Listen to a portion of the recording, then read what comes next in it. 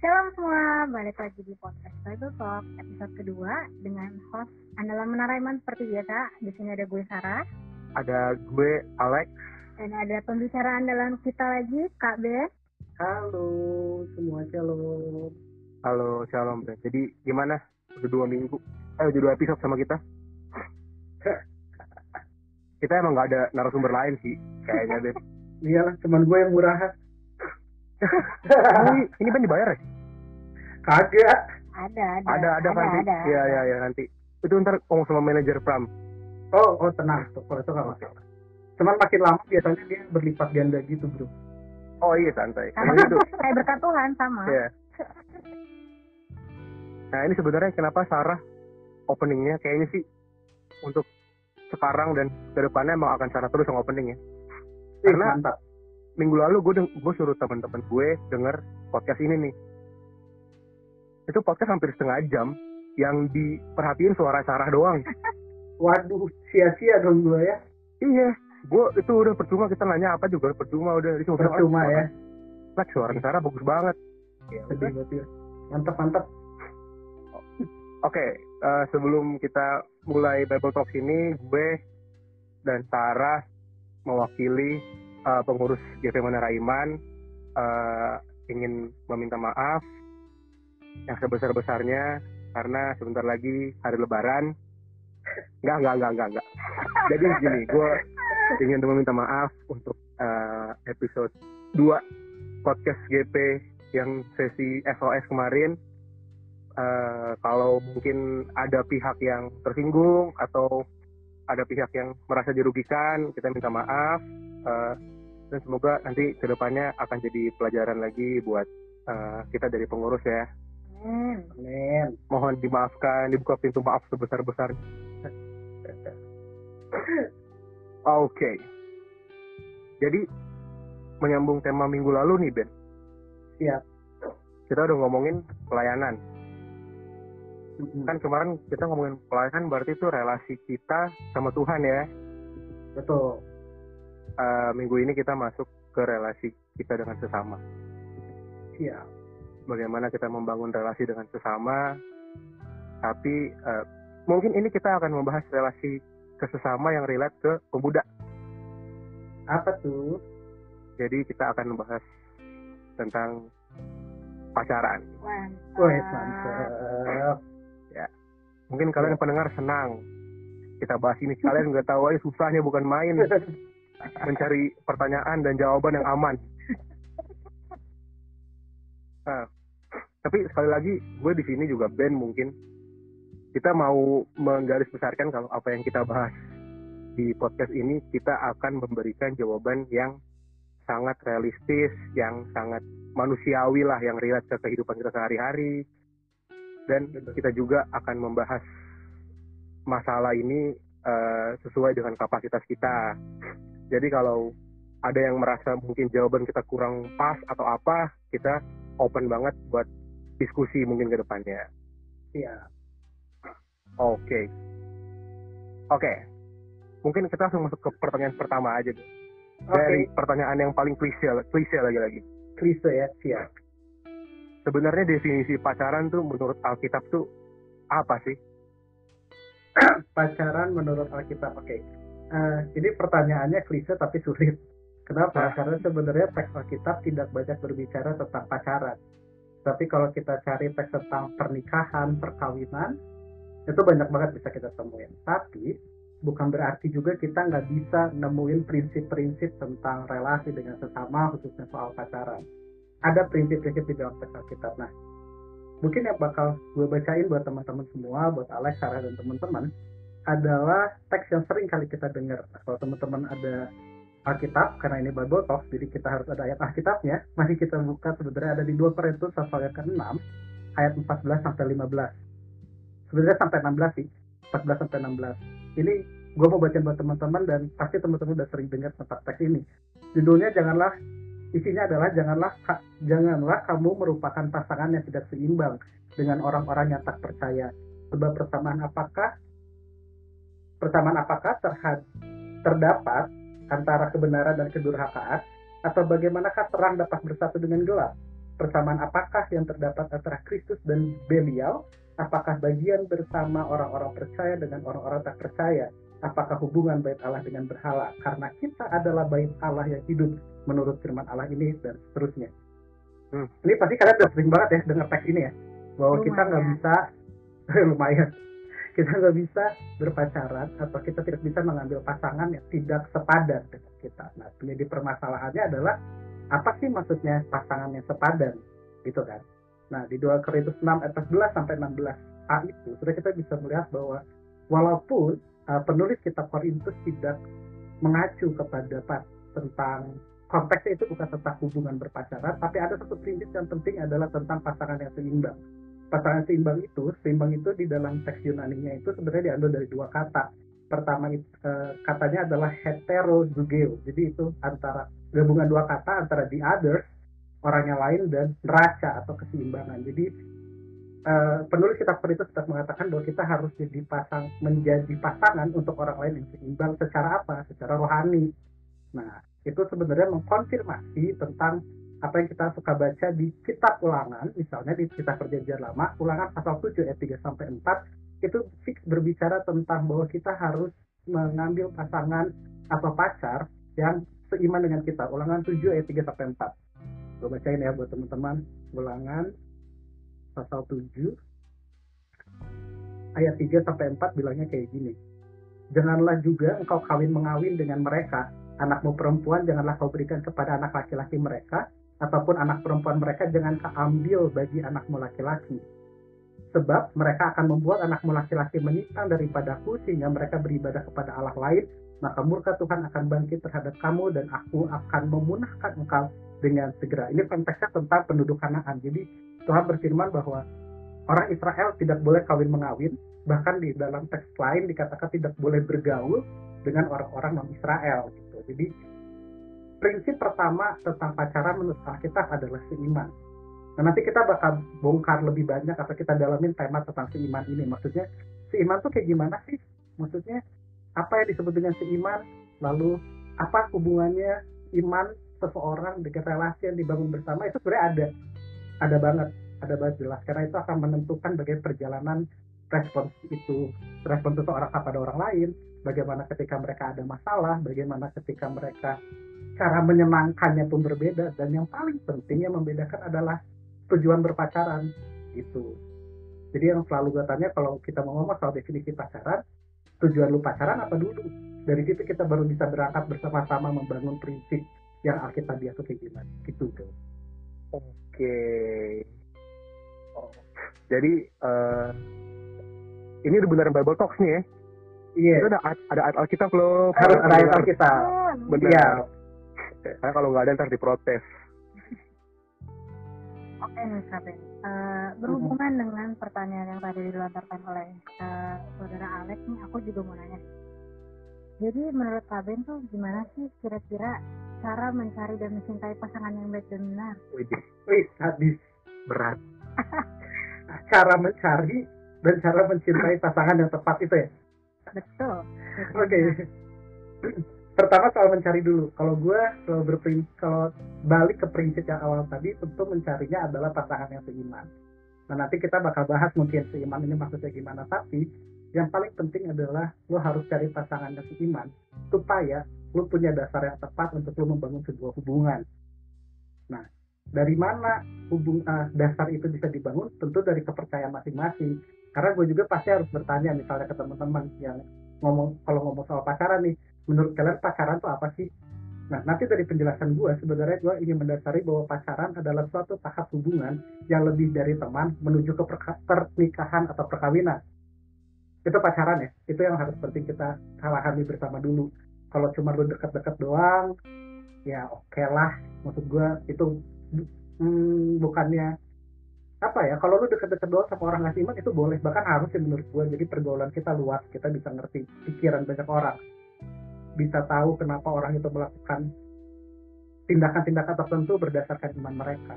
Itu perlu, dan lu harus bergaul menurut gue seluas-luasnya supaya lu kenal. Tapi kalau udah ngomong soal pacaran, lu harus cari yang seiman, karena dari situ lalu akan membangun dasar relasi antar sesama. Itu yang pertama, soal gimana mencari.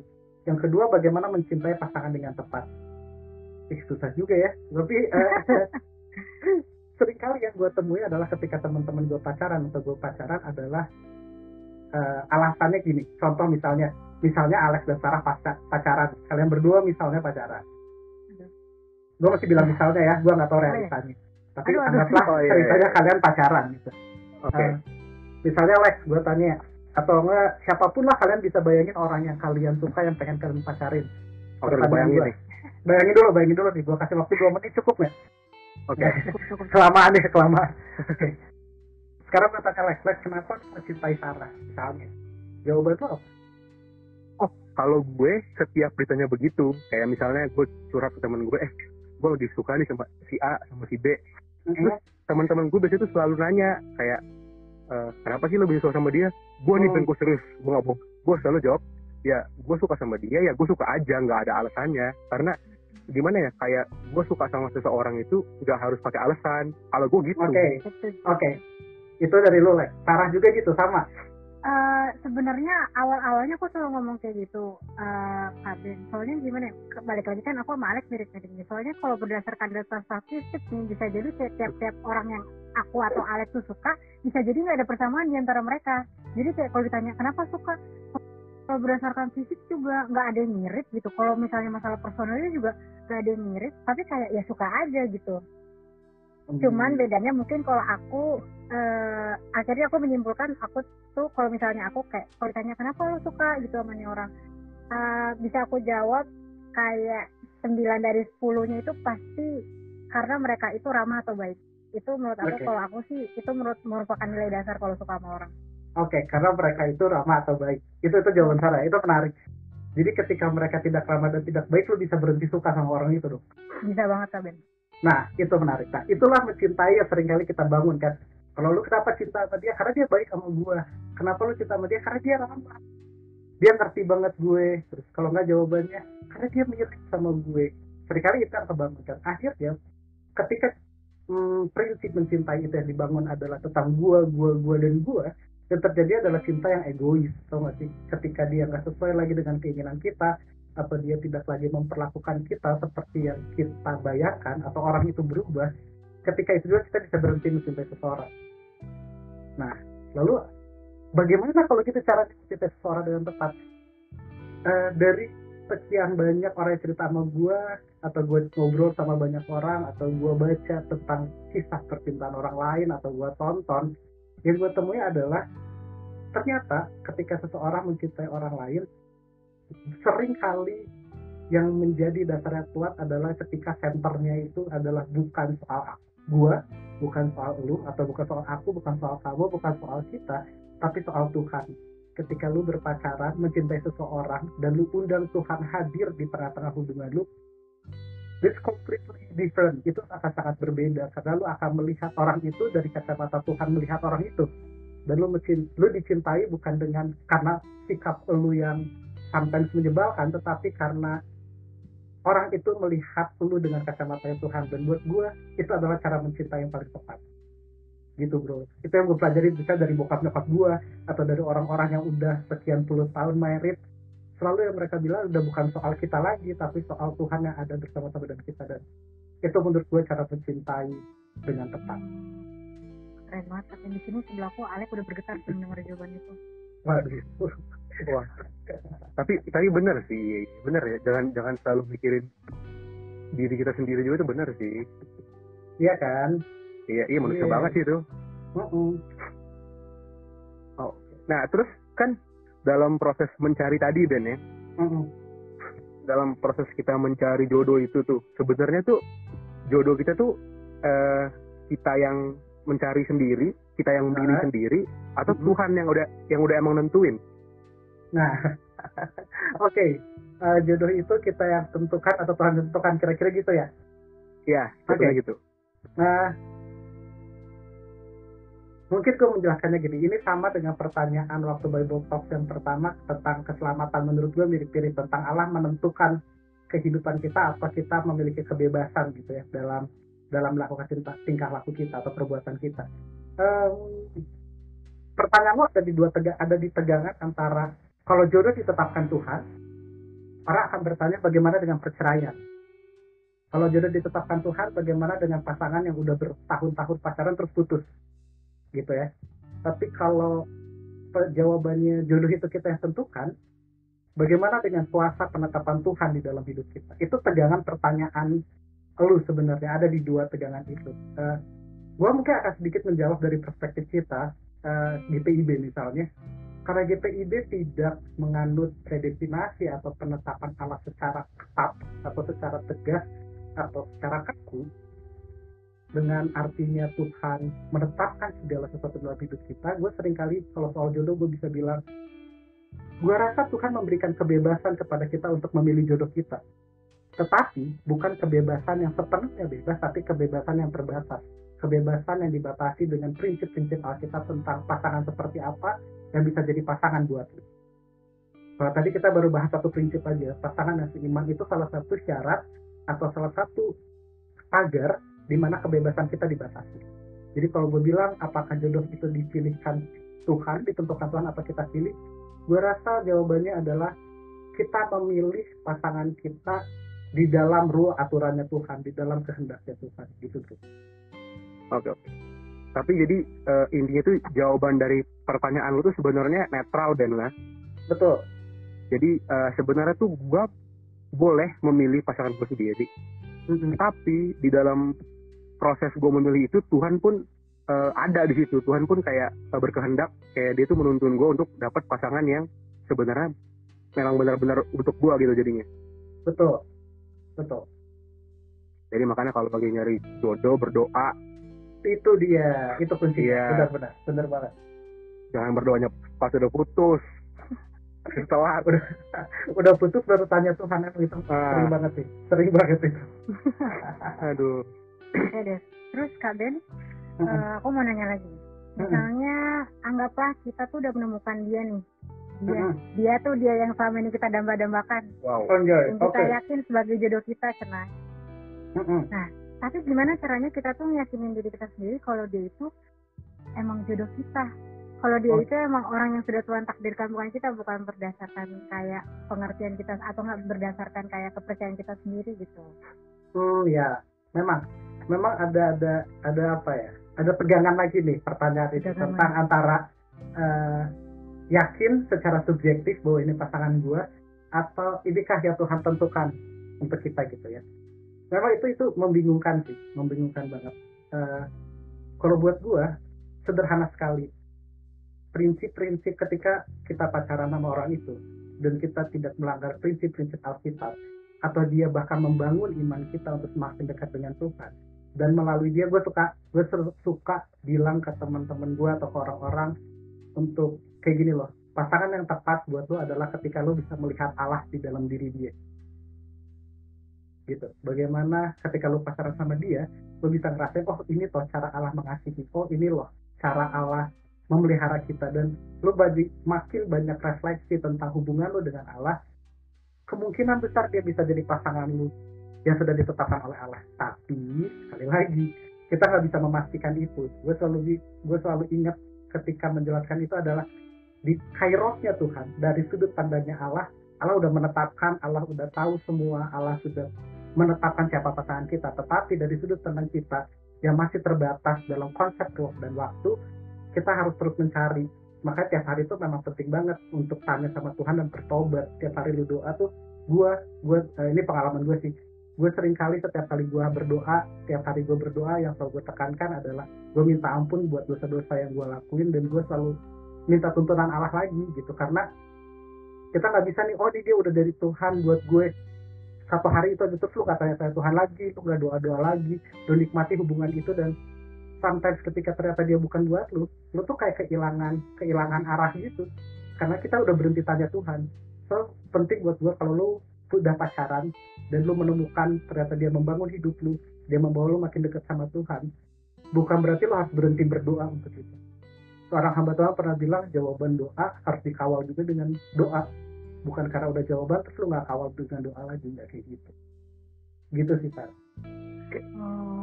Oke Kak Ben, jadi kalau bisa aku respon kayak ngelihat orang itu jodoh kita apa iya apa bukan, itu nggak sekedar kayak dalam hubungan itu kita berdua saling mencintai, misalnya cintanya tuh benar-benar sampai kayak cinta agrek gitu, nggak mengharapkan kembalian gitu, tapi kayak lebih dari apa yang kira-kira Tuhan mau gitu dalam hubungan itu, yang pasti kayak lebih luas daripada saling mencintai gitu ya Kak Ben.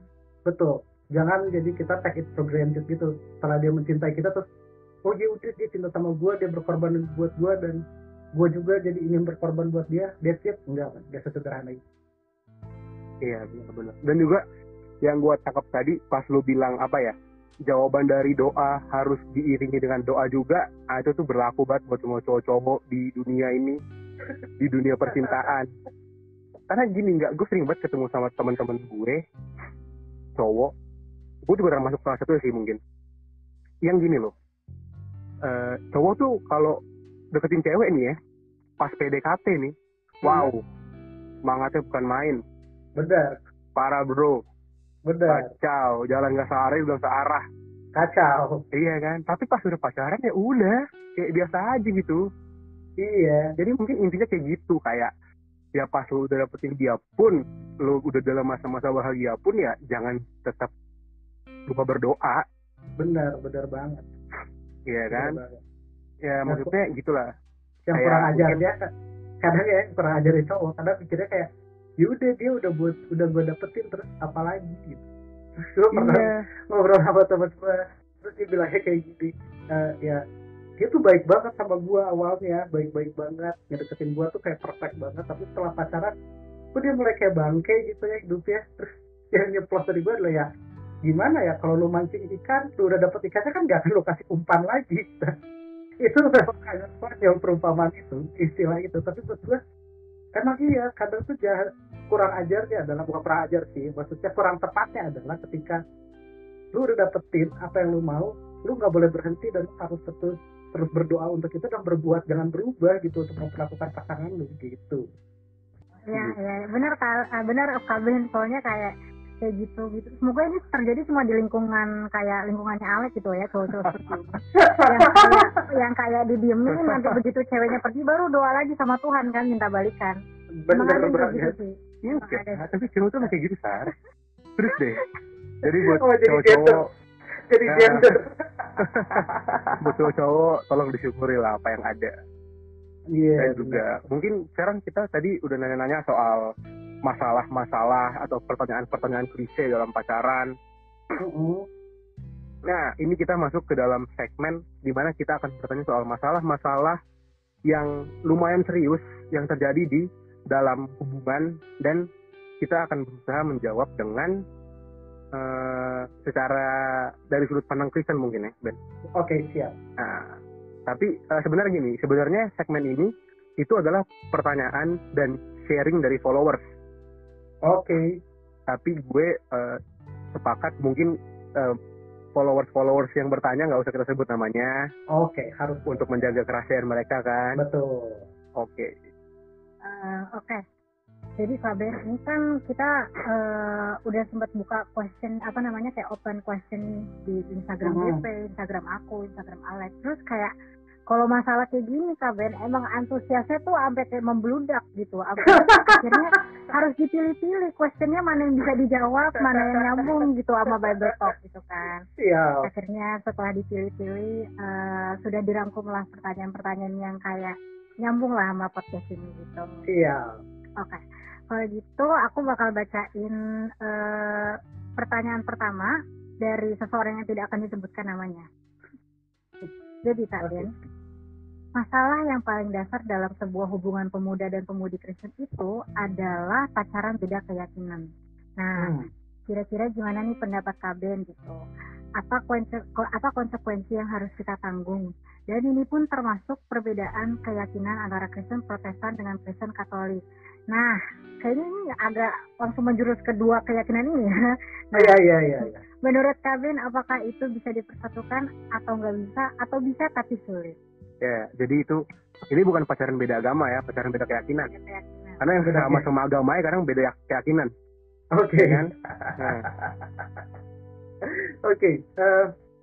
Maksudnya Protestan dan Katolik. Gini teman-teman.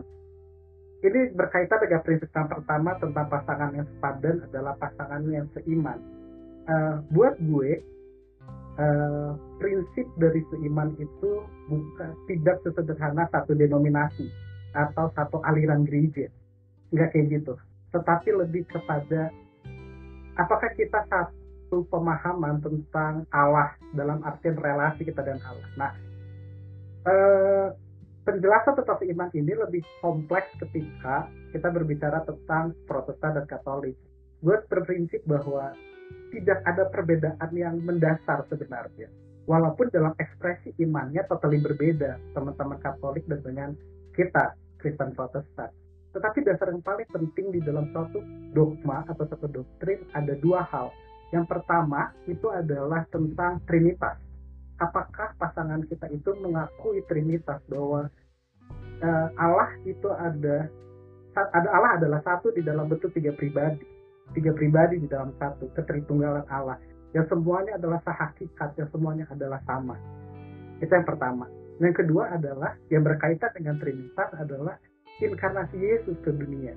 Ketika Allah dengan pribadinya melalui Yesus itu berinkarnasi menjadi Tuhan, menjadi manusia di kalangan umat manusia, begitu dia berinkarnasi. Nah, dua ini yang harus dipahami. Inilah dasar dari seluruh doktrin kekristenan, Trinitas dan inkarnasi Yesus. Nah, selama dua ini dipahami atau diimani, dipercaya dan diyakini, menurut gua mereka adalah satu keyakinan dengan gua.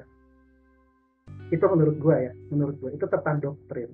Dan kalau melihat dari kacamata itu, lalu melihat tentang relasi Kristen, Protestan dan Katolik, sebenarnya sama, basicnya sama, tetapi ekspresi imannya berbeda. Jadi kalau ibarat doktrin itu adalah sebuah bangunan, doktrin itu ada levelnya, dari yang paling dasar, fondasi suatu bangunan itu doktrin 1, lalu ada doktrin tingkat 1, tingkat 2, tingkat 3. Nah, yang paling dasarnya itu adalah Trinitas dan inkarnasi Yesus. Jadi ketika itu diterima, menurut gue kita seiman. Itu menurut perspektif gue, yang gue kutip dari dosen-dosen gue. Nah, tapi bagaimana dengan sudut pandang GPIB? Nah, kalau teman-teman baca, karena kita GPIB banget kan, kita harus lihat bagaimana akta gereja. Nah, akta gereja berbicara apa sih tentang relasi Kristen dan Protestan? Kalau teman-teman baca akta gereja, sebenarnya tidak ada kayak satu garis keras yang memisahkan perbedaan iman Kristen Katolik dan Kristen Protestan soal kepernikahan beda agama. Jadi di akta gereja itu ketika kita baca bagian perkawinan beda keyakinan, itu dikatakan bahwa pernikahan itu atau pemberkatan perkawinan itu bisa dilakukan asalkan ada komunikasi atau dialog yang dibangun antara gereja setempat dengan GPIB setempat dengan gereja Katolik asal si pasangannya itu. Jadi kalau udah ngarah ke perkawinan, kelihatannya gitu. Jadi harus ada diskusi antara si teman-teman yang Kristen Protestan dan dengan pasangannya Kristen Katolik, itu akan liturgi seperti apa yang akan dibangun bersama-sama. Jadi ada dialog yang dibangun, artinya tidak ada perbedaan yang begitu sulit, tetapi ada dialog yang bisa dibangun gitu. Kalau ngomong soal Kristen Protestan dengan Kristen Katolik. Tapi kalau sudah berbicara dengan agama kepercayaan atau keyakinan lain yang menolak Trinitas dan inkarnasi Yesus, buat gue itu sangat sulit atau bahkan mungkin hampir tidak. Kenapa? Karena menurut gue konsekuensi yang akan ditanggung adalah bagaimana keduanya berperspektif sesuai dengan keyakinan masing-masing untuk membangun sebuah hubungan. Karena lagi-lagi pacaran adalah perjalanan menuju perkawinan gitu. Jadi penting banget untuk dasar perkawinan Kristen dan dasar perkawinan agama lain tentu ada perbedaan-perbedaan di dalamnya, dan buat gue akan sangat riskan sekali untuk membangun membangun sesuatu hubungan yang baik atau jangka panjang di dalam perbedaannya gitu. Oke Ben, jadi inti dari jawaban lu tadi itu ya, berarti memang sudah nggak memungkinkan kalau lu berbeda keyakinannya seperti itu. Lu nggak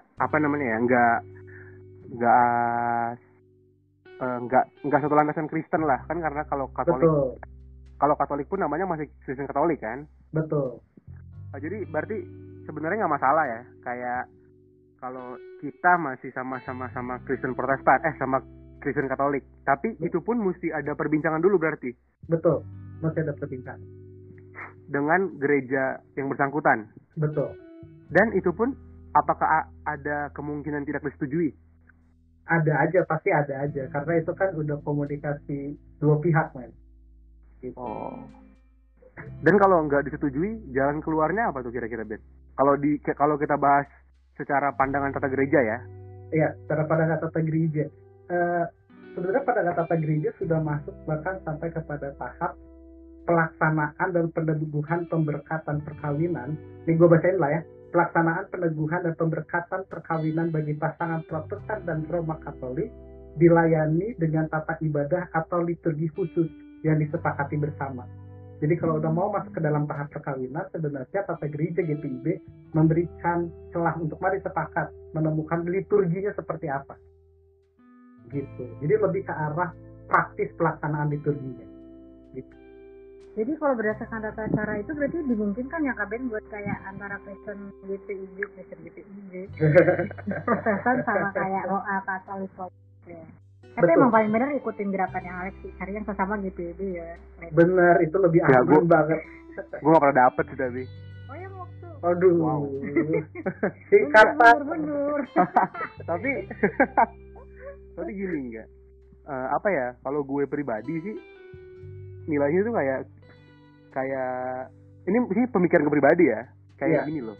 Kalau misalnya kita berunding dan tiba-tiba nggak disetujui, masa gini loh, masa kayak kan ada ayat Alkitab yang bilang apa yang dipersatukan Tuhan tidak bisa dipisahkan oleh manusia. Betul. Masa apa yang mau dipersatukan Tuhan dihalang-halangi oleh manusia sih? Ngerti nggak sih?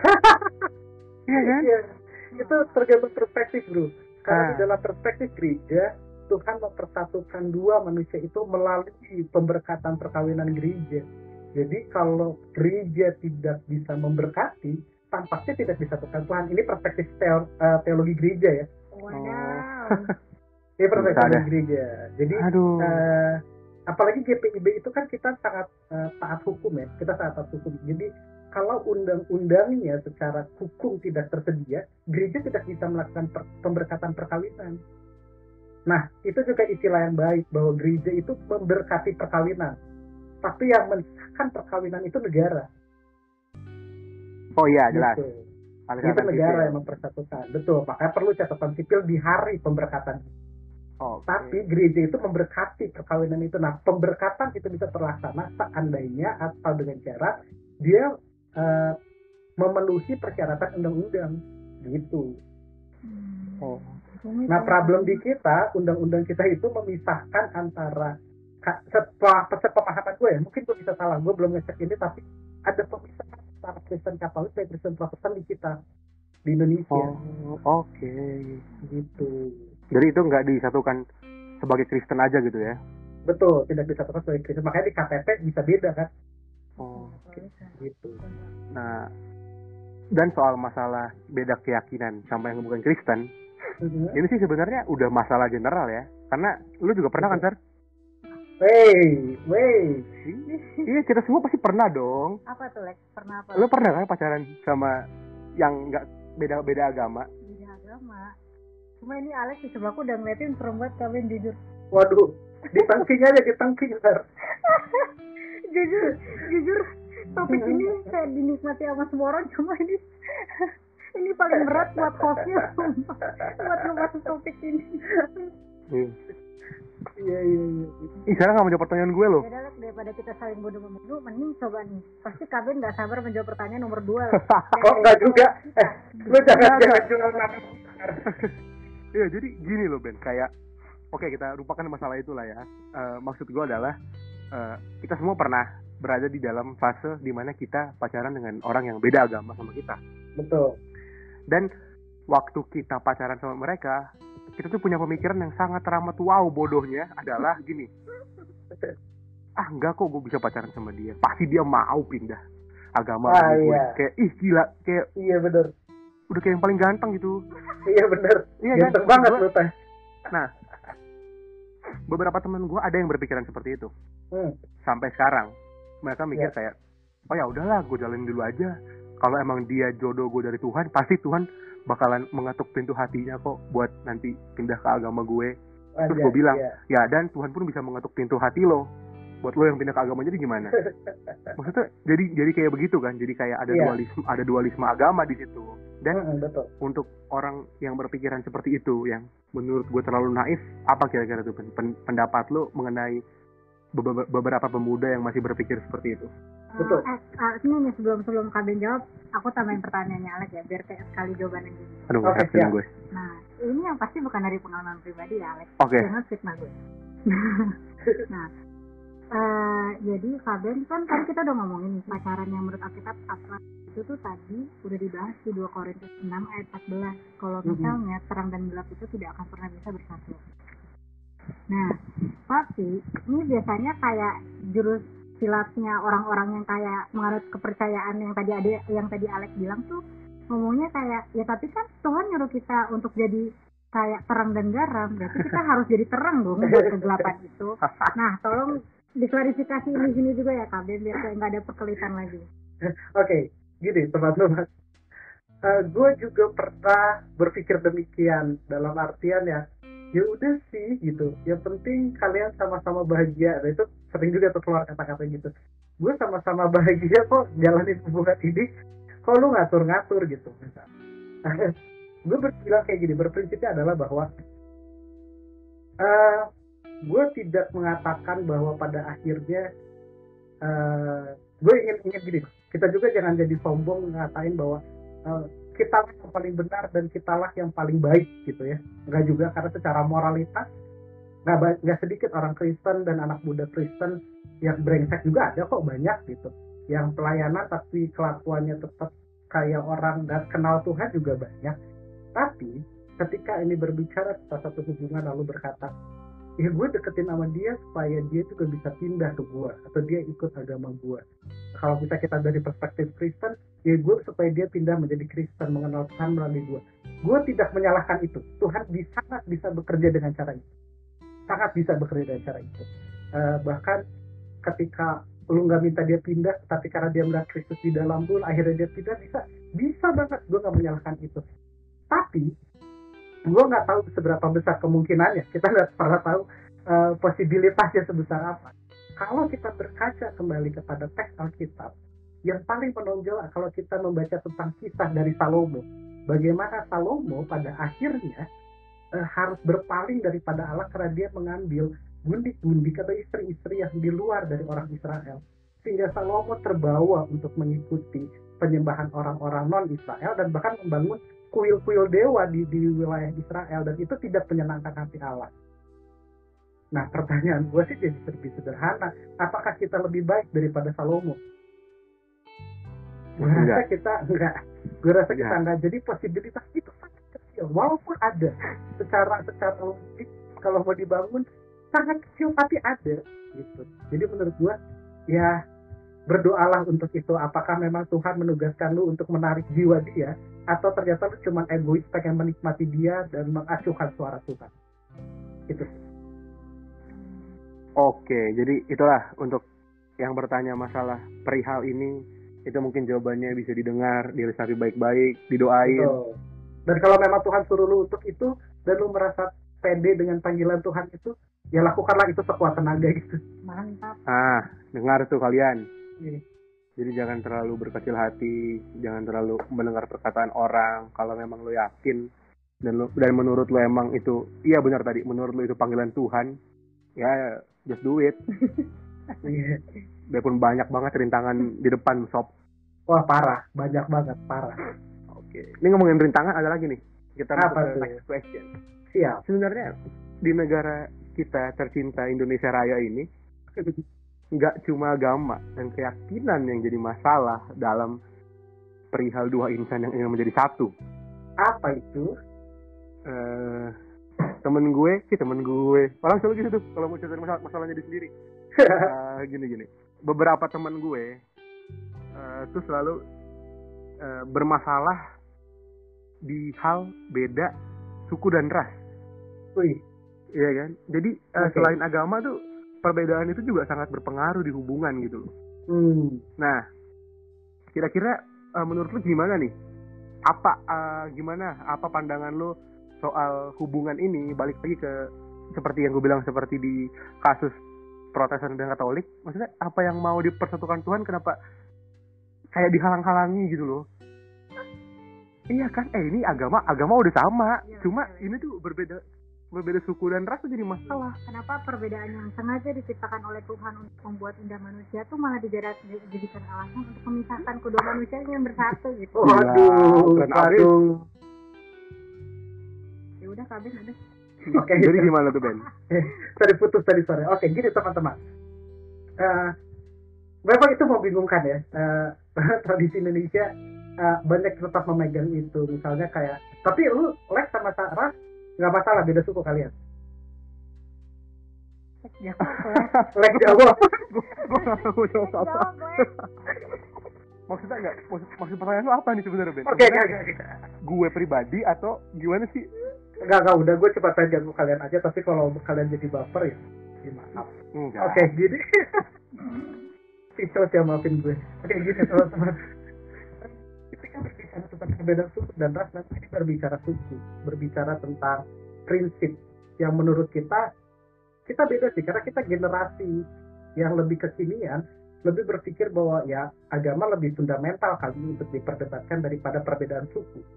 Dan memang di dalam teks Alkitab, kalau kita baca Galatia 3 ayat 28, sebenarnya di dalam kekristenan sudah tidak ada lagi perbedaan yang antara kalau Galatia 3 ayat 28 lagi, dalam hal ini tidak ada orang Yahudi atau orang Yunani, tidak ada hamba atau orang merdeka, tidak ada laki-laki atau perempuan, karena kamu semua adalah satu di dalam Kristus Yesus. Dalam artian tidak ada pemisahan level tingkat tentang suku, ras, perbedaan status, harusnya nggak ada. Tetapi memang kita juga tidak bisa memungkiri bahwa di dalam perspektif orang tua kebanyakan bahwa nggak bisa perbedaan suku itu juga menjadi salah satu bagian yang sangat fundamental di dalam membangun sebuah hubungan. So, untuk teman-teman yang terjebak di dalam masalah ini, apa yang harus dilakukan? Menurut gue komunikasi itu yang paling penting. Menurut gue komunikasi. Bagaimana lo mengkomunikasikan itu dengan orang tua misalnya. Mungkin masalahnya lebih baik di orang tua ya, tuntutan orang tua, karena menurut gue mungkin untuk orang yang ngejalaninya nggak terlalu begitu penting. Tapi komunikasi dengan orang tua itu penting, menjelaskan. Dan kita harus ngerti kenapa orang tua berpikir kayak gitu. Kebanyakan orang tua berpikir bahwa ya pernah gue dengar misalnya dari salah satu suku tertentu yang nggak gue sebutin adalah bilang gini, ya lu beda satu suku aja, lu bisa ribut karena banyak kebiasaan yang berbeda, apalagi lu beda suku, lu pasti lebih sering berantem. Prinsipnya ada yang dibangun kayak gitu. Atau ada yang bilang, ini tradisi keluarga dan lu harus meneruskan tradisi itu. Menurut gue selalu ada hal yang bisa dikomunikasikan. Bagaimana lu menjelaskan prinsip lu, bagaimana lu meyakinkan bahwa gue sama dia baik-baik aja kok mas, atau pah, kalian bisa baik-baik aja kan, bisa membangun hubungan ya, nggak justru membuat kalian jauh daripada Tuhan atau bahkan jauh daripada keluarga. Karena seringkali orang tua bisa memakai perspektif itu muncul tentang kesukuan karena mungkin kita ketika pasangan kita nggak lagi bertanggung jawab sama keluarga. Mungkin ketika kita nggak lagi sering di rumah, lu lebih sering jalan-jalan, kita lagi PSBB, lu lebih tetap keluar, lu lebih milih jalan sama dia. Mungkin alasan itu bisa menjadi muncul. Gue rasa kalau lu berpacaran dengan orang yang beda suku dan ras itu justru membangun diri lu lebih baik, lu lebih sayang sama orang tua lu lebih respect sama keluarga lu bisa jadi family guy buat keluarga lu. Gue rasa ada ruang komunikasi yang terbuka dan bisa lu jelasin ke orang tua lu. Gitu sih menurut gue. Iya, benar. Betul, setuju banget sama Kak Ben. To the point aku maksudnya gini, ini kalau berdasarkan pendapat aku sama pendapat Alex yang pasti mirip-mirip sama aku. Kita yang dari kecil ini hidupnya sangat-sangat plural tuh mungkin nggak connect ya, kenapa sih ada orang-orang di luar sana ini tanpa kayak mendirespect kayak namanya pendapat orang kan beda-beda gitu ya. Yeah. Ada orang-orang kayak aku sama Alex yang benar-benar nggak ngerti kayak ya yang namanya juga hidup di Indonesia kan sukunya banyak pisan nih ya. Apalagi kita tinggal di karena kita tinggalnya di Jakarta yang beneran suku amarah tuh udah ngeblend semua sehingga kita tuh nggak bisa beneran milih kayak kita pokoknya ngesortir yang nggak satu suku atau nggak, pokoknya kayak misalnya Alex nih ini contoh ya, Alex ngasih gini ke orangnya.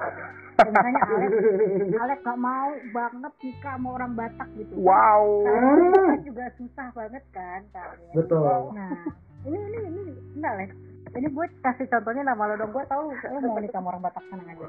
Waduh. Iya. Nah, kalau misalnya kalau respon aku sama Alex sih, kita setuju banget sama Kaben. Kalau misalnya perbedaan suku sama ras itu perbedaan yang dengan sengaja diciptakan sama Tuhan gitu. Itu bukan sebuah ketidaksengajaan Tuhan kayak iseng-iseng dah nih biar ada perpecahan nih, biar ada baku hantam misalnya ada yang sama gitu. Oh, itu memang sesuatu yang diciptakan sama Tuhan, dan Tuhan lihat itu sebagai sesuatu yang indah gitu di matanya. Betul. Jadi menurut aku sama Alex sih, ini gue bawa mulu Lex, soalnya gue itu kayak yang namanya harga mati itu cuma kayak iman sama Yesus Kristus, yang lain itu masih bisa di negotiable lah kayak kata-katanya gitu. Tuh. Jadi kita setuju banget sama kalian. Jadi apalah arti perbedaan itu sebenarnya? Betul ya, asal ya. Yoi. Untuk kasus ini gue gak mau terlalu banyak ngomong ya. Ntar aja lu bagiannya pas udah kesaksian aja bro, pas udah lu. Betul. Yang penting gue percaya lah. Mantap. Lanjut Kaben, kita masuk ke pertanyaan yang nomor 3 ya. Oke. Jadi nih, Kaben, ini apalagi buat remaja-remaja sekarang nih suka banget pakai terminologi toxic relationship gitu. Nah, kalau menurut Kaben, kayak apa sih yang dimaksud sama toxic relationship, sama kayak sebenarnya ada nggak sih solusi dalam menghadapi toxic relationship ini selain harus putus gitu? Let's say misalnya orang yang kayak dalam hubungan ini merasa, wah ini kayaknya hubungan agak toxic nih, tapi di satu sisi ada nilai-nilai kebaikan juga yang dia bisa dapatkan, yang itu yang menurut aku membuat dia bingung gitu. Ini mau dilanjutin apa enggak ya? Masalahnya kayak dia toksik tapi di satu sisi misalnya nggak ada orang yang kayak sebaik dia di hidup gue gitu. Lanjut. Coba Kaben. Oke. Sebenarnya gue mau nanya balik nih ke kalian, apa gue yang ketuaan atau gue yang udah mulai kurang pergaulan? Maksudnya toxic relationship itu kayak gimana sih? Kalau misalnya menurut aku ya Kaben, toxic relationship tuh, jadi menurut aku tuh toxic relationship misalnya kayak gini nih, kayak ini dua orang pacaran nih, saling mencintai nih. Tapi misalnya kayak, ini beneran berdasarkan pendapat aku aja ya, misalnya salah satu dari mereka nih terlalu posesif gitu, pokoknya satu handphone itu gak boleh ada nama cowok kecuali cowoknya dia, atau nggak boleh ketemu satupun temennya, nggak boleh chat-chatan sama orang lain kecuali sama cowoknya sendiri. Gitu. Pokoknya yang kayak terlalu sifatnya segala sesuatu yang terlalu lah gitu. Kalau menurut Alex apa tuh toxic relationship? Kalau menurut gue sih banyak sih Ben, kayak misalnya yang paling parah mungkin kalau lo udah masuk ke dalam kekerasan lah. Mau itu verbal maupun non verbal, tetap menurut gue itu udah masuk toxic relationship. Terus pasangan yang suka, bukan gini, gue nggak tahu sih ngomong, cuma pasangan yang suka minjem uang ke lu atau kesana kayak memanfaatkan lo gitu. Kayak matre gitu. Kayak bukan matre sih. Iya sih matre sih. Matre. Jadi kayak ini mau ini orang maunya dibeliin apa-apa mulu, minta-minta terus. Jadi ya lu jadi gimana ya? Kalau menurut gue sih pacaran itu kan take and give ya, bukan give and give. Jadi iya kan? Jadi iya menurut gue salah lah kalau kayak gitu. Itu sih menurut gue toxic relationship. Berarti kalau gue boleh simpulin, toxic relationship adalah ketika pasangan lu punya satu kebiasaan yang akhirnya menjadi terus menerus dan akhirnya itu mengganggu hubungan lu, tapi lu berpikir dua kali apakah gue harus putusin atau gue nggak harus putusin, kira-kira gitu ya? Bisa jadi tuh gitu. Iya, maksudnya solusi mungkin ini yang nanya sayang banget sama pacarnya kali, biarpun pacarnya toksik, jadi dia mau tahu ada nggak solusi lain selain harus putus. Wow, ini berat ya sebenarnya pertanyaan ini, karena menurut gue gini, prinsipnya adalah kalau kita mau kembali kepada prinsip kekristenan, kayak gini loh, kayak jodoh misalnya, jodoh itu dari Allah diberikan kepada kita. Di dalam semua penentuan dia, ketika kebebasan kita terbatas dari Allah melalui Yesus Kristus dalam kuasa Roh Kudus, itu dibukakan kepada kita, dan hubungan itu harus kita kembalikan kepada Allah melalui Yesus Kristus dalam kuasa Roh Kudus. Ngerti nggak? Jadi ada ketika kita diberikan pasangan daripada Allah, Tuhan bukakan hati kita untuk memahami bahwa dia adalah dari Allah, kita harus mengembalikan hubungan itu untuk memuliakan nama Allah. Itu prinsipnya. Sehingga ketika lu masuk ke dalam satu relasi yang menurut gue yang menurut lu itu toksik, menurut gue coba refleksikan kembali apakah hubungan kalian ini memuliakan Tuhan. Misalnya, kalau di titik action kekerasan menurut gue tidak ada alasan apapun lu bisa melakukan kekerasan kepada orang lain, apapun alasannya.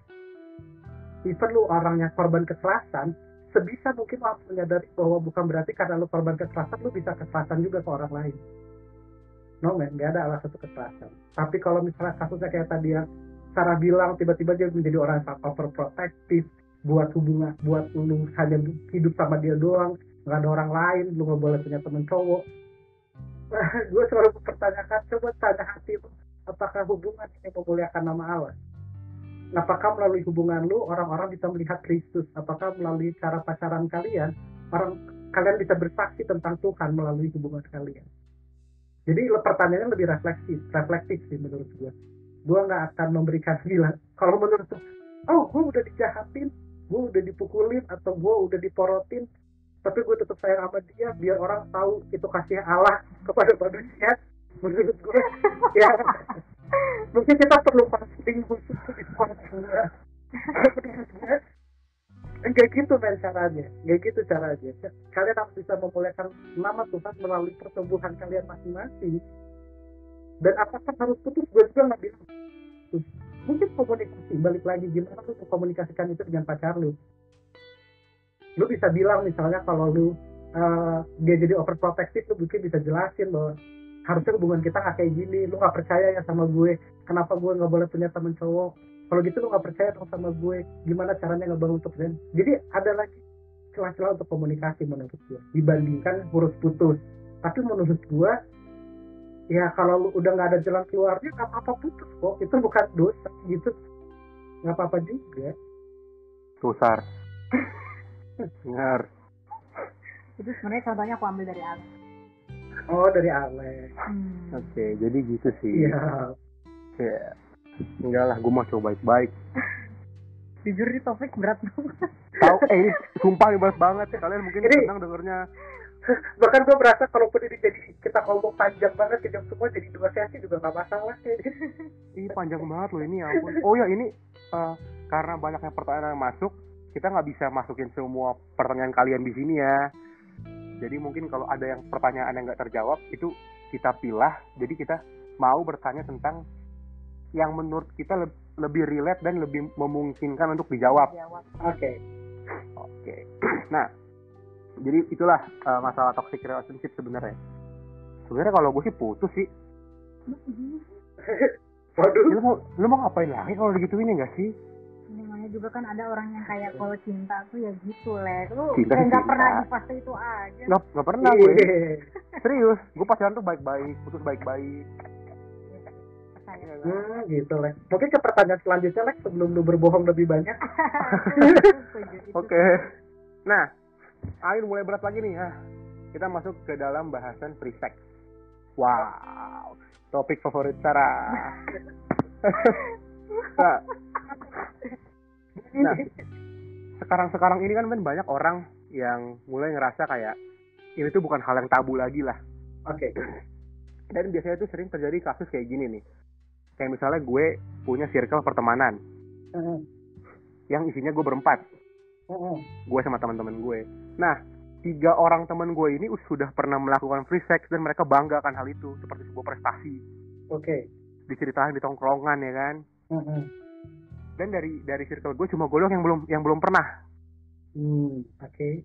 Nah, dan di posisi seperti ini kan gue tuh merasa kayak social pressure lah, gue merasa terkucilkan jadinya di situ. Nah, dan malah banyak orang yang jadi mengubah pandangannya soal sex before marriage. Jadi mereka mikirnya kayak, oh it's okay, itu nggak apa-apa, teman-teman gue juga begitu, ya kan? Iya. Padahal mereka itu nggak mau atau mereka tahu itu salah, cuma demi memenuhi tuntutan sosial itu mereka mengubah cara pandang mereka soal seks bebas. Nah, menurut lu nih kalau dilihat dari sisi Alkitabiah, kayak gila, Bible Talks. Oke, siap. kalau dilihat dari sisi Alkitabiah tuh menurut lu gimana soal masalah seperti ini nih? Apa yang kira-kira harus dilakukan oleh orang yang terjebak dalam pemikiran seperti itu? Dalam pemikiran bahwa free sex itu pada akhirnya menjadi hal yang lumrah gitu ya. Karena lingkungannya juga melakukan hal tersebut. Oke. Mungkin perlu kita luruskan bersama dulu apakah free sex yang dimaksud adalah sama dengan percabulan. Kalau itu berbicara percabulan, misalnya di 1 Tesalonika pasal 4 ayat 3 itu jelas dibilang kayak gini. Karena inilah kehendak Allah pengudusanmu, yaitu supaya kamu menjauhi percabulan, supaya kamu masing-masing mengambil seorang perempuan menjadi istrimu sendiri dan hidup di dalam pengudusan dan penghormatan, bukan di dalam keinginan hawa nafsu seperti yang dibuat oleh orang-orang yang tidak mengenal Allah. 1 Tesalonika pasal 4 ayat 3 sampai ayatnya yang ke-5 itu tentang percabulan. Nah, kalau ternyata gue nggak tahu definisi free sex itu seperti apa, apakah sama di tiap lingkungan, gue rasakan berbeda. Tetapi kalau yang dimaksudkan adalah sex before marriage, bagaimana hubungan seks di luar pernikahan, ya jelas Alkitab dan begitu banyak penafsir dan begitu banyak doktrin gereja menolak seks sebelum pernikahan, dan itu dinilai secara moralitas. Nah, ini apa yang gue tekankan, secara moral ya. Mungkin karena kekristenan di luar negeri, mungkin gue nggak tahu, menganggap itu juga sebagai satu hal yang lumrah. Bahkan yang gue tahu di luar negeri, hubungan seks di luar nikah itu disarankan. Bahkan lu tinggal dulu satu rumah sama dia supaya lu bisa tahu kebiasaan dia seperti apa, supaya ntar setelah lu married lu nggak kaget gitu. Oh, ternyata dia kayak gini ya. Sehingga married itu menjadi hubungan yang lebih serius dimasuki oleh dua orang. Ini dalam perspektif moralitas barat. Nah, bagaimana dengan moralitas Indonesia? Menurut gue memang agak sulit ketika kita ingin memandang seks itu sebagai hal yang normal. Gue pernah membahas ini dan gue memperkirakan bahwa jangan-jangan betapa banyak anak muda melakukan seks bebas untuk menunjukkan eksistensinya sebagai seorang anak muda. Bahwa gue laki banget nih, kenapa lu kalau ngobrol gitu bisa gue laki banget, gue udah nyobain si A, si B, si C, si D gitu. Wadaw. Gue pernah ketemu satu orang dan dia bisa bilang, gue udah pernah nyobain si A nya lewat, terus orang lagi udah temen si B. Si B itu udah pernah nyobain kita begitu, bro. Gue sedikit berpikir, apa dengan orang-orang ini mungkin yang adalah untuk menunjukkan eksistensi, untuk menunjukkan bahwa gue layak masuk lingkungan lu, atau gue better daripada lu, atau gue laki banget, atau gak jarang juga perempuan terbilang, ya gue sudah sering jemput cowok. Ada juga yang bilang kayak gitu.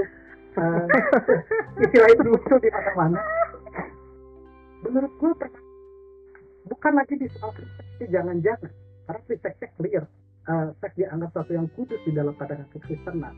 Tetapi apa jangan permasalahannya adalah ketidakpercayaan diri seseorang untuk diterima oleh lingkungannya, sehingga seseorang merasa gue harus tidur sama pasangan gue supaya gue diterima sama lingkungan gue. Nah, ini yang menjadi penting adalah bagaimana kita menilai diri kita sih menurutku. Menurut gue bukan berarti karena lu nggak sama dengan lingkungan lu pasti ditolak di lingkungan lu. Iya, men. Lu bisa tetap jadi anak Tuhan yang hidup kudus, lurus di hadapan Tuhan, tanpa lu harus menunjukkan bahwa gue udah pernah nyobain si A, si B, si C. Lu tetap bisa berteman dengan banyak orang dan gue tetap hidup kudus. Dan gue tahu ini bukan hal yang mudah. Ini ada di lingkungan kita setiap hari. Tapi juga gue tidak ingin pernyataan ini membuat orang-orang yang telah melakukan hubungan seks di luar nikah lalu merasa, emang gue hancur deh, emang gue gak layak lagi deh. No, gak gitu juga, men. Selalu ada kesempatan untuk lu move on, selalu ada kesempatan untuk lu memulai sesuatu yang baru di hidup lu.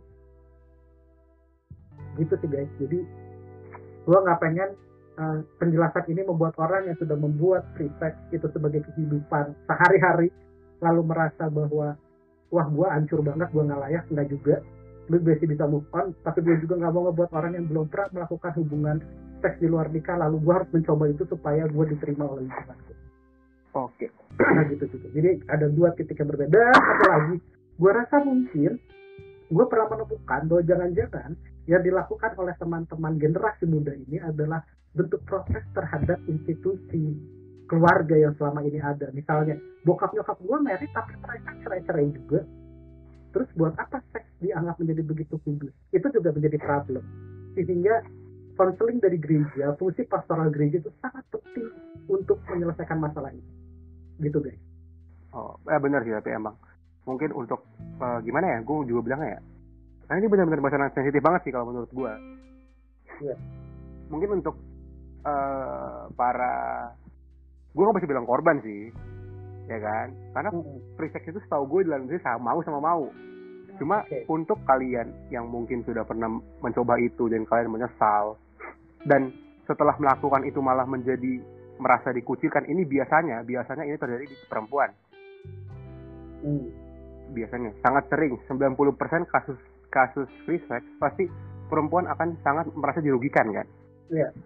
Nah, dan menurut gue adalah begini sebenarnya, untuk kalian para perempuan yang mungkin sudah melakukan hal itu dan sekarang menyesal dan sekarang merasa seperti dikucilkan atau merasa seperti gue udah nggak pantas lagi nih buat Tuhan, merasa udah nggak punya value.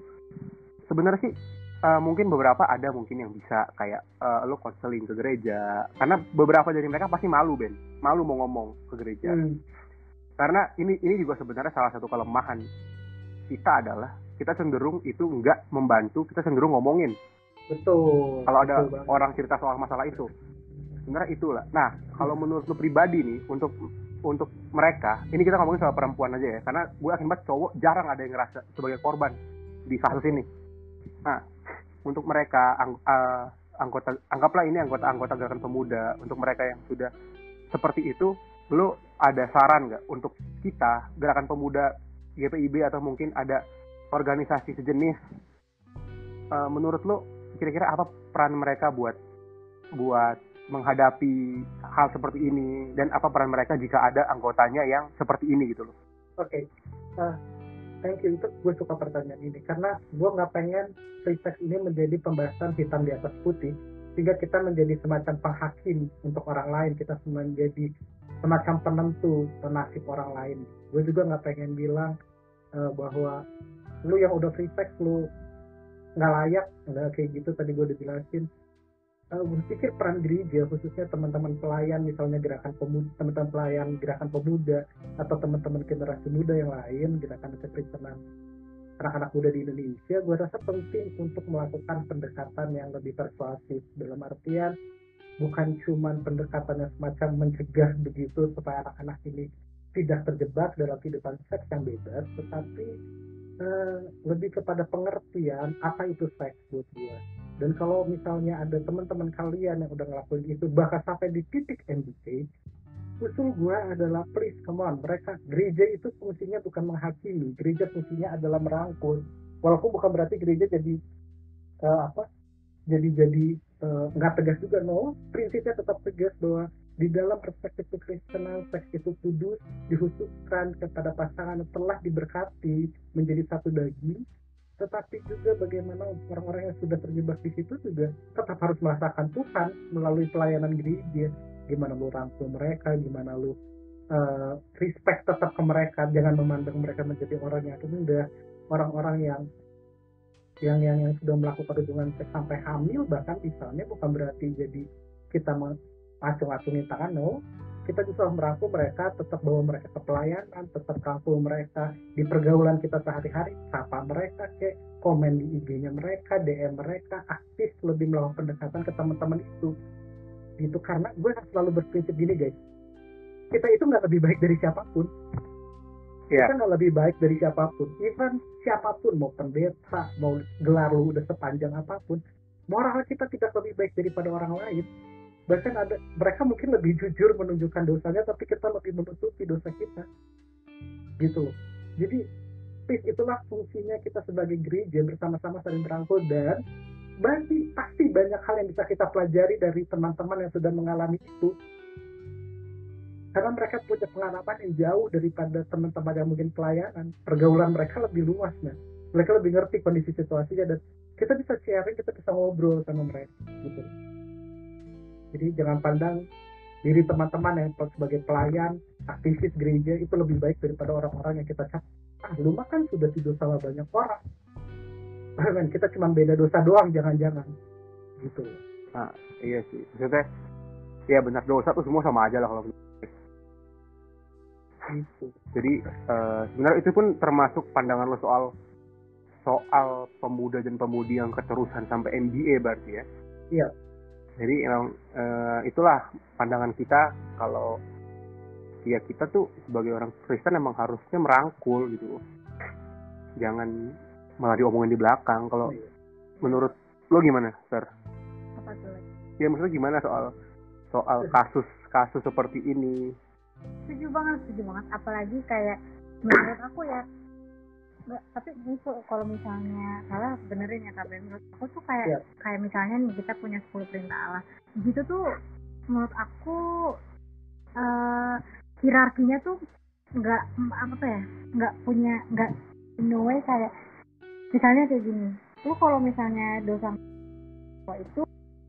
itu tuh lebih santai daripada lo tuh berzina gitu. Nah, menurut aku tuh pandangan ada pandangan kayak yaudah pokoknya kalau misalnya dosa yang paling kejam itu yaitu lo tuh kayak berzina, lo tuh kayak melakukan hubungan seks di luar nikah. Itu tuh pokoknya kalau udah ngelakuin itu udah deh, lo udah masuk blacklist lah intinya kayak gitu. Sedangkan menurut aku kayak itu adalah satu dari, bukannya kayak meremehkan kayak free sex, tapi kayak itu memang adalah salah satu dari banyak bentuk dosa. Jadi kayak siapalah kita untuk kayak menghakimi orang-orang yang free sex ini, sedangkan kita juga melakukan sesuatu yang namanya juga dosa, cuma dalam bentuk lain. Betul. Karena kita di satu Tesalonika pasal ini adalah hawa nafsu, dan ketika pemuasa sedang lari kepada hawa nafsu misalnya, hawa nafsu itu bentuknya banyak gitu, bukan cuma perzinahan aja. Kayak lu gibah juga dosa karena lu mau kuasain hawa nafsu, lu ngomongin orang. Kalau lu makan berlebihan juga untuk memenuhi hawa nafsu lu, itu juga bisa jadi bagian dari dosa gitu. Jadi menurut gua free sex itu bahkan sering kali karena kita ada dalam moralitas timur dan etika timur, tapi sebenarnya masalahnya tidak sesederhana itu. Itu tuh luas banget, ada masalah sosial, pasti ada masalah keluarga juga, ada masalah gereja, bagaimana gereja mengayomi umat, ada masalah teolog juga, para pengajar di sekolah-sekolah teologi mungkin, kita nggak tahu, dan itu faktornya sangat luas, sosial, ekonomi, budaya. Jadi gue sangat berharap untuk teman-teman jangan melihat orang-orang yang sudah melakukan free sex dengan mata sebelah mata gitu, jangan ngeliat kayak gitu. Lu juga jangan ngelihat diri orang lain yang tidak melakukan free sex menjadi lebih kudus, nggak juga gitu. Jadi ya buat kita harus hidup berdampingan sebagai orang percaya gitu, nggak ada yang lebih baik dari satu dengan yang lain. Oke, setuju sama Kak Ben banget. Kalau Alex ada respon lagi, tambahan lagi lah? Enggak sih. Kalau menurut lo emang free sex tuh bukan boleh. Kalau menurut lo sendiri Lex, sendiri. Gue nggak minta lo mengkaji dari kita atau mana-mana, dari lo sendiri Lex. Yeah. Sebenarnya pandangan lo terhadap free sex tuh gimana sih, kayak sex before marriage? Gila nih gue host besar. Kalau gue pribadi kalau ditanya gue enggak. Karena apa ya? Kalau menurut gue pribadi, ini menurut gue pribadi ya. Kalau menurut gue pribadi adalah begini, gue selalu punya pemikiran seperti ini. Kalau lu melakukan sesuatu dengan cara ngumpet-ngumpet, maka sesuatu yang melakukan itu salah. Serius, apapun itu. Entah itu pemikiran gue ya kan. Iya. Jadi nggak salah dong. Wah, gue selalu bilang kalau misalnya lu melakukan sesuatu secara ngumpet-ngumpet, lu melakukan sesuatu secara diam-diam, menurut gue itu lu sudah melakukan sesuatu yang salah. Karena di satu sisi tuh gini, lu seperti nggak mau orang tahu kalau lu sudah melakukan hal itu gitu. Cuman menurut gue gue nggak tahu, maksudnya pasti banyak yang kontrak ya, Alex apaan sih gini. Cuma menurut gue begitu bro, kayak gini, lu makan narkoba nggak mungkin lu makan narkoba di tengah jalan. Lu pasti makan narkoba diam-diam, atau lu misalnya maling, atau lu ngapa-ngapain pun ya lu pasti melakukan itu di tempat yang tersembunyi, lu nggak mau orang tahu. Apalagi free sex kan, wow, nggak mungkin lu ngelakuin free sex di rumah men. Mungkin kalau yang kosong. Kalau yang kosong sih mungkin. Kata Sarah mungkin tuh. Gini mungkin ya, itu menarik. Kita lihatnya dari sisi moralitas budaya kita sebagai orang Indonesia. gitu. Jadi ada kita terikat atau kita hidup di dalam satu nilai budaya bersama gitu. Dan itu juga menjadi penting sebagai pertimbangan. Jadi ini usaha, jadi gini ya, kekristenan itu bukan menjadi kekristenan yang lu untuk menjadi orang Kristen lu nggak perlu jadi orang Yahudi, atau lu nggak perlu jadi orang Israel untuk menjadi Kristen. Lu nggak perlu jadi orang, itu kata-kata Gus Dur pernah bilang gitu, lu nggak perlu jadi orang Arab untuk lu jadi orang Islam. Artinya ada nilai-nilai budaya yang agama itu beradaptasi dengan nilai budaya setempat, dan itu harus kita sadari sekarang gitu. Lu jadi anak muda di Indonesia, ya ikutilah moralitas yang ada gitu. Jangan jadi lu ngerasa kayak wah gue memberontak melawan etika dan moral yang menurut lu itu mengikat. Ya boleh-boleh aja sih karena ada kebebasan berpikir, tapi ya kita juga harus sadar kita hidup di mana dan apakah hidup lu menyaksikan Kristus gitu, apakah itu memuliakan Allah melalui hidup lu. Ya barulah kita berintrospeksi masing-masing. Ya betul. Dan gue mau ngelurusin lagi ya soal yang tadi. Jadi gini, gue nggak setuju sama itu. Tapi gue nggak, gimana ya, gue nggak akan mengucilkan teman-teman gue yang sudah melakukan itu gitu loh. Jadi gini, gue nggak akan, sesuatu yang gue nggak suka, kita balik ke pemikiran awal kita. Kalau gue nggak suka sama sesuatu, gue nggak bisa memaksakan pemikiran gue itu ke orang lain. Ya jadi menurut gue itu fine aja. Kalau lo sudah pernah melakukan itu, oh ya udah. Kalau lo merasa lo salah ya tobat, ya kan. Kalau lo nggak merasa bersalah, gue bilang apa yang lo lakukan itu salah menurut agama. Kalau lo nggak mau dengar, ya udah. Seenggaknya gue udah pernah bilang kalau itu salah. Karena ada tuh ayat di Alkitab, gue lupa ayat apa, tapi kalau lo tahu orang salah dan lo nggak ngasih tahu, lo juga ikut berdosa di situ. Iya kan, Ben? Ada nggak sih ayatnya? Wah itu gue harus cari dulu bro. Gue ngutip aja, soalnya nggak ada nih gue nih. Wah, biarkan gue harus mencari dulu tuh kayak itu ada. Gue inget banget karena itu pernah dibawain sama Om Yani waktu GP. Setuju Lex. Oke. Intinya mungkin maksud Alex adalah, mungkin Alex takut kali ya, bisa abis podcast ini keluar dia dipikir-pikirin lagi sama orang, nanti dimarahin kan. Maksudku apa ngomong gitu? Karena ini buat menjustifikasi aja.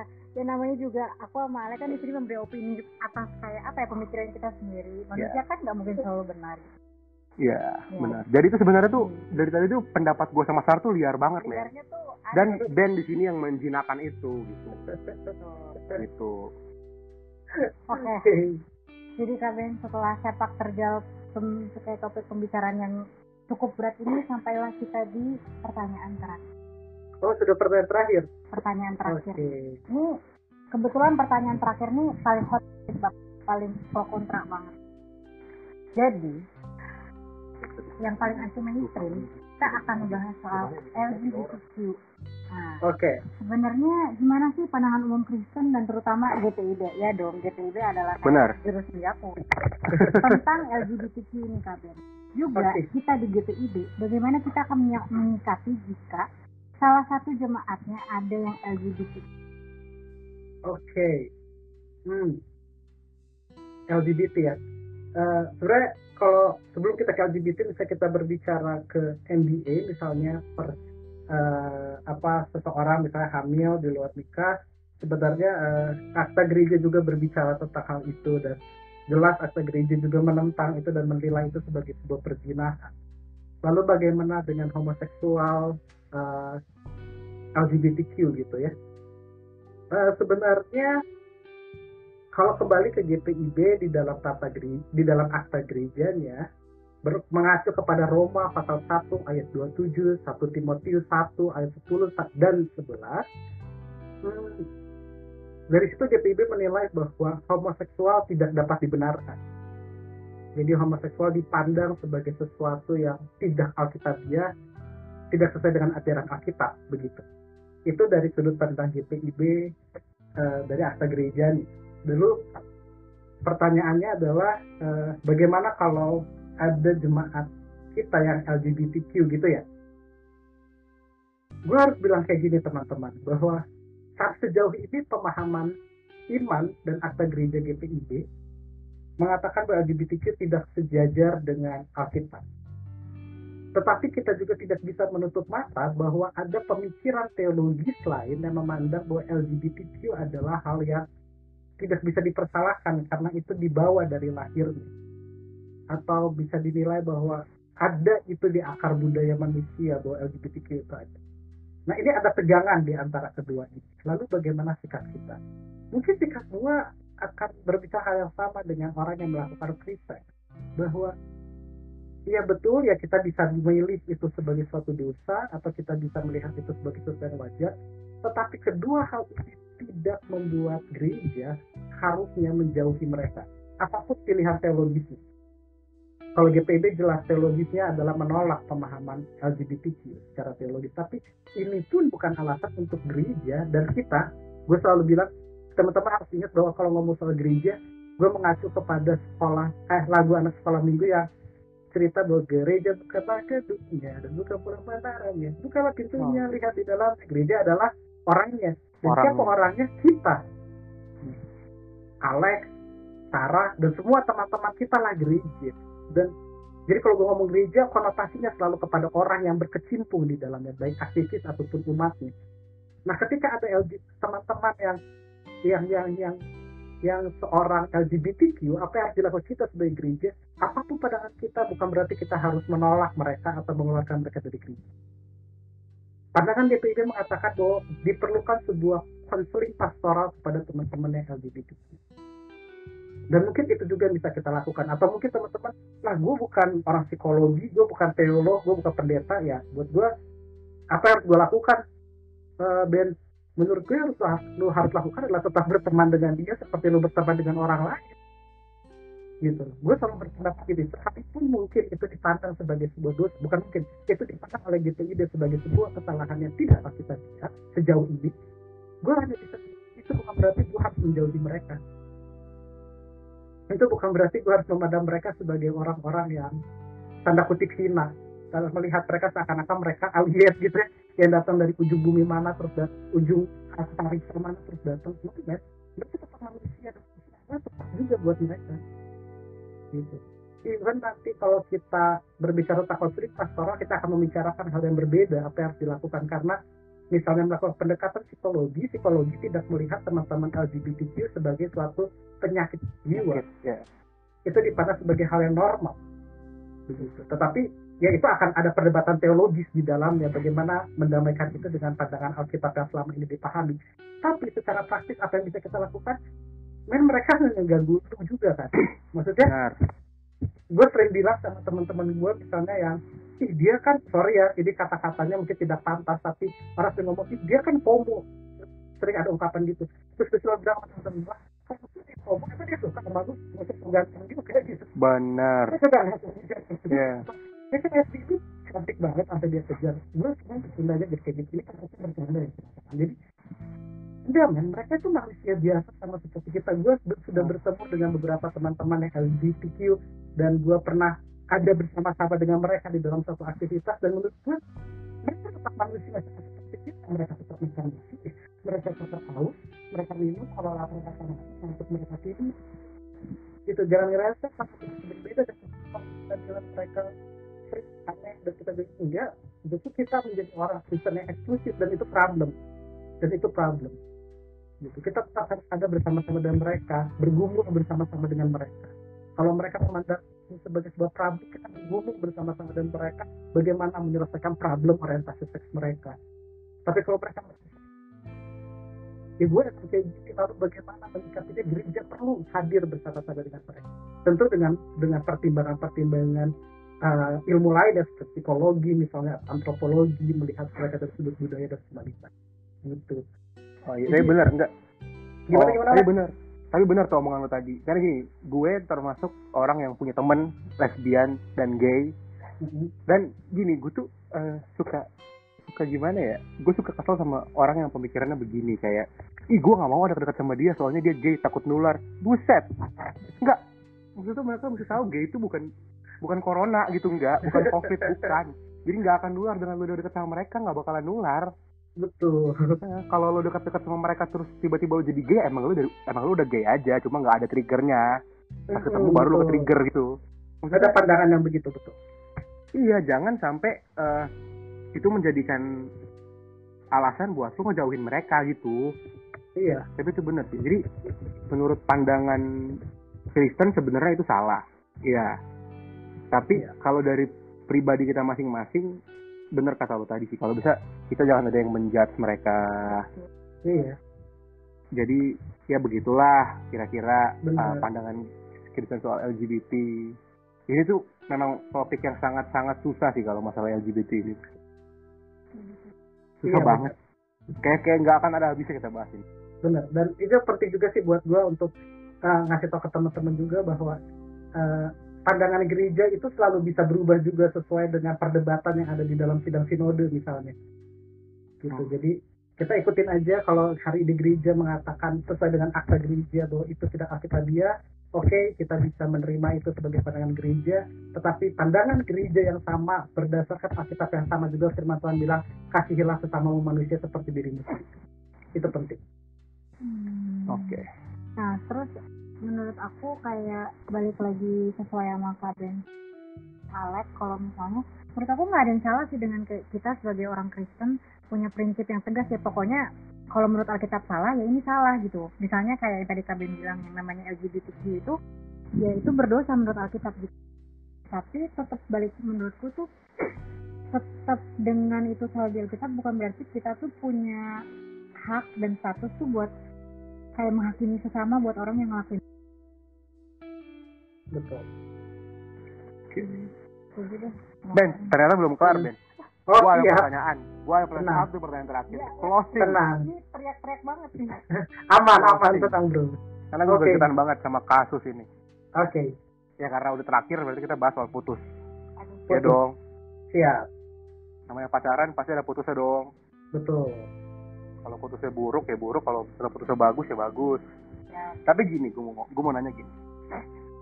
Menurut lo nih pribadi, gimana kira-kira kita menghadapi momen di mana kita harus berada di satu pelayanan yang sama mantan kita atau sama mantan gebetan kita, Ben? Enggak, karena itu awkward. Awkward gila, men. Oke. Lu pernah di situ, Lex? Pernah dong. Gak mungkin pertanyaan ini jatuh dari langit, Ben. Ini alasannya Gua pernah di posisi itu, Ben. Oh, lu pernah di posisi itu ya. Dan itu awkward ya. Gue gak pernah sih, jujur aja gue gak pernah. Sama kita, Ben. Apa cara gak mungkin gak pernah. Dan itu tuh gimana ya? Jadi gini loh, jadi serba salah. Jadi kayak di satu sisi lu sama dia nih ada kepentingan untuk melayani. Tapi di satu sisi lu tuh gimana ya? Lu tuh kayak nggak bisa ngomong. Emang manusiawi lah. Kayak lu udah nggak bisa ngomong sama dia, biarpun lu pengen.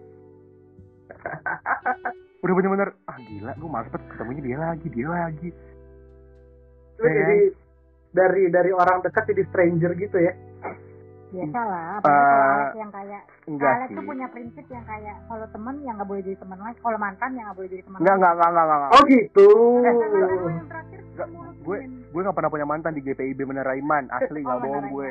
Tidak mukul KB. Gebetan yang nolak ada, itu yang bikin awkward tuh itu. Mantan nggak ada kalau mantan. Oke. Apa harus kita lakukan? Buat gue gini, ini gue teoritis ya, karena gue belum pernah mengalami itu sih. Tapi pernah kalau yang dari dekat terus tiba-tiba jauh pernah ya, gue pasti lah pernah. Buat gue jadi sih, entah kenapa ya, gue mungkin merasanya awkward itu hasil dari karena lu marah sama dia. Bisa jadi, iya nggak sih? Kalau gue rasanya kayak Alex gitu ya, Sar ya? Enggak, gitu ya, Sar? Bukan karena marah, karena masih cinta. Cuma ya mungkin lu kecelakaan ditolak, nggak ditolak, Ben. Gue sebenarnya nggak ditolak banget sih. Cuma ya gitulah, udah paham lah. Udah lah, masih berpanjang lah. Ntar orangnya denger lo. Sorry. Jangan-jangan itu lahir dari kemarahan. Jadi itu lahir dari kemarahan karena ngerasa, wah gila lah lu, gue deket sama lu. Soalnya gue dikacangin gitu. Soalnya gue jadi kulit kacang, gue ditinggalin gitu aja, gue cabut sama yang lain. Mungkin berangkat dari situlah itu awkward gitu. Rasa awkward itu lahir dari situ. Yang tadinya lu deket banget, lu jadi stranger, jadi orang asing yang gak kenal. Mungkin kuncinya buat gue mengampuni sih kalau soal itu ya. itu yang gue alami mungkin ya dari gebetan itu gue kayak bete banget gue malu. Pokoknya perlu adalah pengampuni, gimana lo menerima dia sebagai rekan sepelayanan. Lo juga harus, buat gue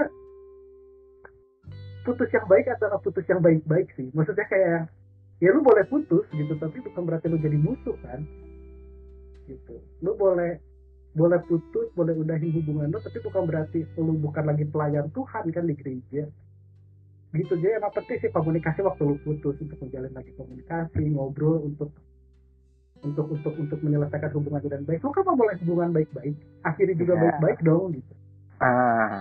Itu dia. Andai Gitu. semudah itu. Yang susah.